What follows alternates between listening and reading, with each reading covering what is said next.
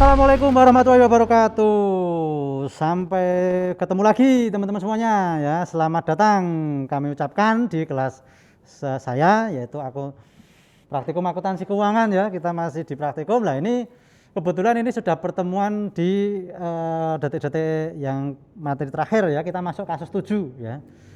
Jadi praktikum ini cukup 7 kasus, tapi dengan kasus yang berbeda-beda tentunya, yang lebih mendetail sub kasusnya ya, tentang akuntansi tentunya ya. Dan yang terakhir ini kita masuk ke akuntansi ekuitas, yang sebelumnya itu adalah liabilitas, ini masuk ke ekuitas ya. Nah, untuk kasus ekuitas, kasus ketujuh, kita untuk di pertemuan ini kita ambil kasusnya di PT Handika Putra. Nah, tentunya nanti teman-teman juga esensinya setelah mengikuti ini ya teman-teman bisa lah melakukan pencatatan akuntansi terkait dengan ekuitas. Terus bagaimana melakukan perhitungan bisa menyelesaikan permasalahan-permasalahan yang terjadi pada perusahaan yang terkait dengan ekuitas ya. Nah, kita masuk ke slide selanjutnya ya terkait dengan informasi ya.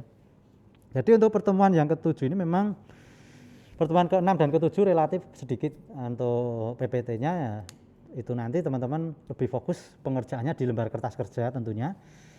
Dan tak lupa memang nanti kita perlu diskusi juga di Google Classroom tentunya ya. Teman-teman perlu perlu selalu update atau selalu lihat Google Classroom. Jadi terkait dengan jadwal yang sudah ditentukan itu kita bisa diskusi di situ ya. Atau mungkin di luar nggak masalah ya, di luar jadwal kita bisa diskusi di Google Classroom dan WA Group tentunya ya, yang lebih update. Nah, dari perusahaan ini, perusahaan Handika Putra ini ada beberapa permasalahan ya. Informasi pertama seperti itu. Jadi terkait dengan saham atau share capital. Share capital ini intinya adalah saham yang terdiri dari saham biasa dan saham preferen ya. Serta share premium atau agio saham. Yang masalah yang pertama itu kalau kita breakdown, kita rinci ya, ada beberapa perincian permasalahan. Yang pertama terkait dengan komponen-komponen ekuitas. Itu bagaimana? Terus kemudian akumulasi pengeluaran sahamnya ketika penjualan tunai lamsam dan pertukaran.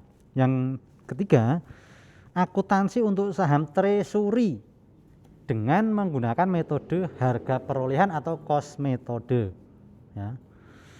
Yang keempat ya, pos-pos yang termasuk dalam akuntansi share premium itu apa saja. Nah, itu rincian yang permasalahan yang pertama ya, pada perusahaan itu terkait dengan share capital dan premium share premium ya. Yang kedua, jadi laba ditahan ya atau retain earning ya. Ada masalah terkait dengan laba ditahannya. Nah, rinciannya bagaimana sih? Nah, terus yang pertama itu jenis dividennya. Yang kedua, pengaruh preferensi saham preferen dalam pembagian dividen itu bagaimana. Yang ketiga, pencadangan akun laba ditahan itu bagaimana nantinya. Nah, ini rincian permasalahan yang kedua. Kemudian yang ketiga, jadi terkait dengan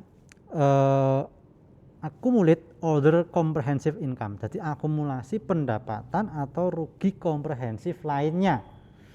Perusahaan memang dalam sebuah perusahaan itu ada pendapatan pokok dan mungkin ada pendapatan lainnya. Nah, itu bagaimana cara mengakui pendapatan atau rugi komprehensif lainnya. Kalau komprehensif berarti kan selalu menyeluruh. Jadi ada pendapatan di luar core bisnis, itu core bisnis biasanya ada. Yang kedua, penyajian akumulasi pendapatan atau rugi komprehensif lain dalam ekuitas tersebut. Teman-teman perlu pahami, namanya orang usaha biasanya pendapatan itu ada pendapatan secara core bisnisnya, ya basic bisnisnya, dan ada pendapatan lainnya seperti itu. Nah, ini sebetulnya permasalahannya yang ketiga seperti itu. Bagaimana mengakui ketika ada pendapatan lainnya. Nah, itu. Informasi tambahan lagi. Yang pertama terkait dengan dokumen transaksi ekuitas sejak tahun 2008. Itu secara rinci itu teman-teman bisa lihat di buku petunjuk. Buku petunjuk halaman 46 sampai 47. Itu terkait dengan transaksi-transaksi ekuitas pada perusahaan itu. Yang kedua, ekuitas saham preferen itu juga di buku petunjuk dilihat di halaman 47. Itu lebih detailnya. Ya, itu yang perlu dicermati. Yang ketiga, transaksi ekuitas selama tahun 2011. Lihat buku petunjuk halaman 47 sampai 48. Jadi itu halaman-halaman yang perlu teman-teman cermati di buku petunjuk itu. Nah, baru nanti tugasnya apa teman-teman yang akan diselesaikan di buku kertas kerja. Yang pertama, catatlah jurnal semua transaksi yang berhubungan dengan ekuitas itu, ya, dan bukukan atau dilakukan pemostingan ke dalam akun buku besar.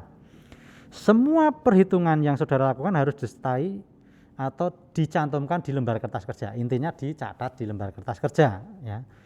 Yang kedua, tunjukkan penyajian ekuitas dalam laporan posisi keuangan, ya.